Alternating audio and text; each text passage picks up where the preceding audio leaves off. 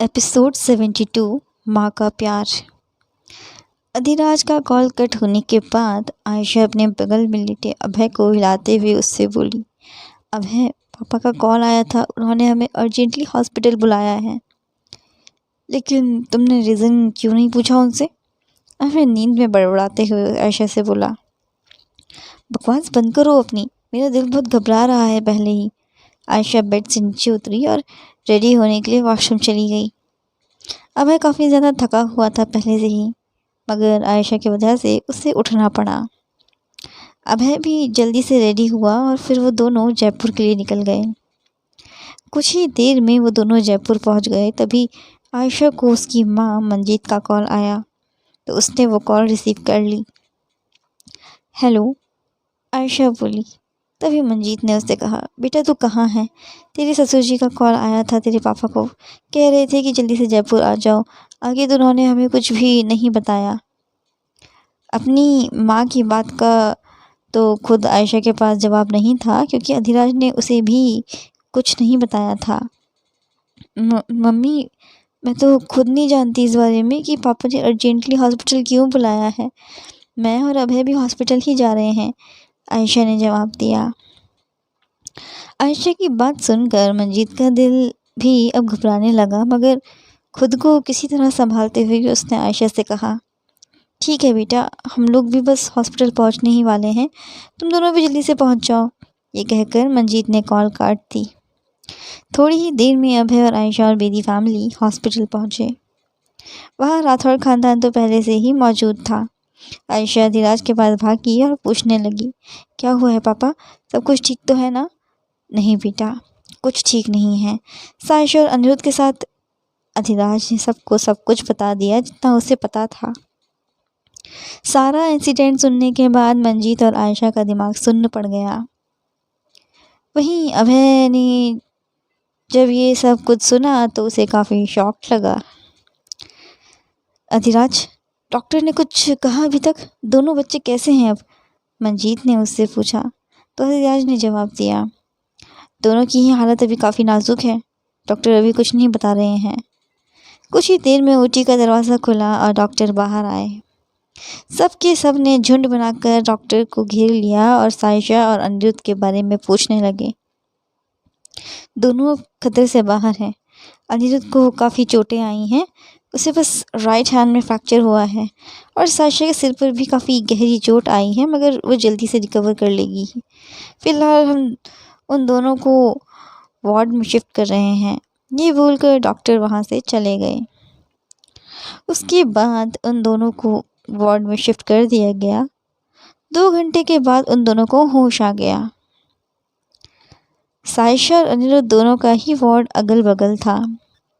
आयशा और बेदी फैमिली सायशा से मिलने के लिए उसके वार्ड में चले गए और राठौड़ फैमिली अनिरुद्ध से मिलने उसके वार्ड में। मेरा बच्चा, तू ठीक है ना? मंजीत ने सायशा के माथे को चूमते हुए उससे पूछा। सायशा की हालत को देखकर मंजीत के आंसू रुकने का नाम ही नहीं ले रहे थे। वहीं राजवीर और आयशा भी काफ़ी ज़्यादा इमोशनल हो गए आयशा को उस हालत में देखकर। अनिरुद्ध के वार्ड में भी कुछ यही हाल था। जानकी देवी ने अनिरुद्ध के माथे को सहलाया और उसके माथे पर गाल पर चूमते हुए उससे बोली, ये सब कैसे हुआ लाडे सर? मगर इस वक्त अनिरुद्ध की हालत ऐसी नहीं थी कि वो कुछ जवाब दे पाए। तभी अभय ने कहा, आप सब लोग अभी से आराम करने दीजिए, थोड़ी देर बाद सब मिल लेना इससे।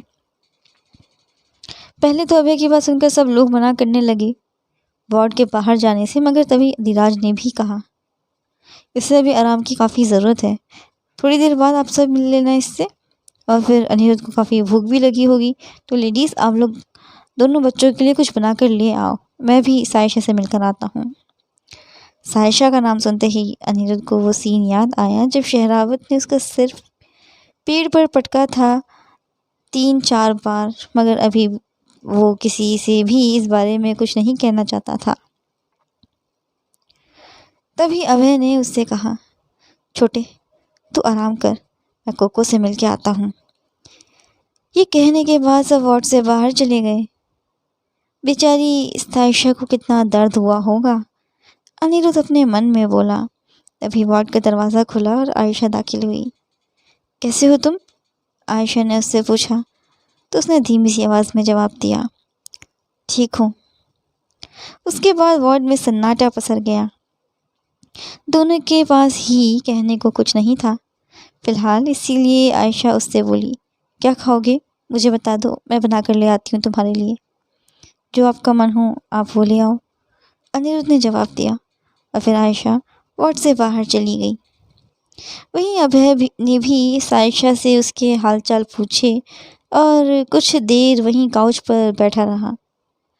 मंजीत और राजवीर भी वहीं सोफे पर बैठे थे, अभय के ऑपोजिट। तभी मंजीत बोली, मैं अनिरुद्ध से मिल के आती हूँ। ये कहकर वो वार्ड से बाहर चली गई। कुछ ही देर में आयशा हॉस्पिटल वापस आ गई एक बड़ी सी फूड बैग के साथ। इतने में वहाँ दीपशिखा और केतकी भी उसे मिल गए। अरे आयशा, तू भी खाना बना कर ले आई? केतकी ने उससे पूछा तो आयशा ने हाँ में से हिलाया। चलो अच्छा है, एटलीस्ट खाना कम नहीं पड़ेगा, केतकी बोली तो आयशा मुस्कुराने लगी। कुछ मिनट बाद वो तीनों लिफ्ट से बाहर निकली और अपने अपने वार्ड में जाने को हुई। तभी दोनों एक साथ बोली, मैं अनिरुद्ध के लिए खाना लेके आती हूँ। आयशा बोली, मैं कोको के लिए खाना लेके आती हूँ, केतकी बोली। दोनों ने जब एक साथ कहा तो उसके बाद हंसने लगीं और वार्ड के अंदर चली गईं। केतकी ने अनिरुद्ध के लिए प्लेट में खाना सर्व किया और साइड टेबल पर रख दिया और दूसरी प्लेट में खाना सर्व करते हुए बोली, 1 मिनट में वापस आती हूँ। केतकी के वहाँ से जाते ही अब वार्ड में दीपशिखा बची थी। अनिरुद्ध उसे फूटी आँख पसंद नहीं करता, ये बात दीपशिखा को अच्छे से मालूम थी, मगर फिर भी उसने माँ होने का फ़र्ज़ निभाने का सोचा। उसने साइड टेबल से खाने की प्लेट उठाई और एक कौर तोड़कर अनिरुद्ध की तरफ बढ़ाया, मगर उसने अपना मुंह फेर लिया। तभी दीपशिखा बोली, सौतेली ही सही मगर माँ तो हूँ ना तुम्हारी, इसीलिए बिना नखरे किए खाना खा लो। इस बार अनिरुद्ध ने कोई बहस नहीं करी क्योंकि उसे वाकई में बहुत तेज़ भूख लगी थी, इसीलिए उसने दीपशिखा के हाथ से खाना खा लिया। Good boy. दीपशिखा ने बड़े ही प्यार से उसका सिर सहलाया। उनका ऐसा बिहेवियर देखकर अनिरुद्ध को आज ऐसा महसूस हुआ कि जैसे उसे उसकी माँ का प्यार मिल गया हो। आज के लिए बस इतना ही। अगर आपको आज का एपिसोड अच्छा लगा तो कमेंट करें और चैनल को सब्सक्राइब करना ना भूलें। Thank you.